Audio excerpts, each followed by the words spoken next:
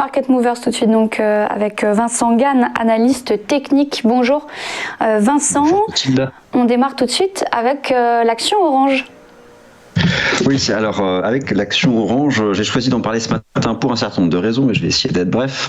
Première chose, les marchés actions sont au plus haut, les valeurs les plus cycliques sont au plus haut, elles sont au pif, comme on dit.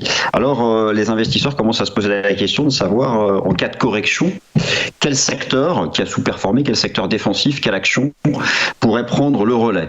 Alors, sous vos yeux, un graphique en deux parties. À gauche, le graphique de moyen terme de l'action Orange, donc je rappelle anciennement France Télécom.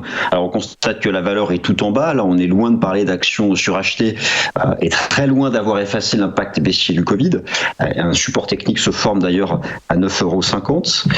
À droite, vous avez la représentation graphique du secteur Stocks Europe 600 et télécommunications, où là aussi le choc baissier du Covid n'a pas été effacé. Alors, la deuxième raison d'en parler, c'est que Orange a publié ses résultats cette semaine. On ne va pas rentrer dans les détails, mais globalement les investisseurs se disent déçus. Bon, très bien, moi je prends du recul. Ça reste un mastodonte défensif.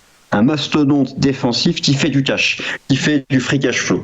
Donc, je parle ce matin d'Orange pour suggérer qu'en cas de correction des marchés actions, eh bien, la valeur pourrait enfin entrer en phase de surperformance. Support technique à 9,50 €, c'est le tout premier.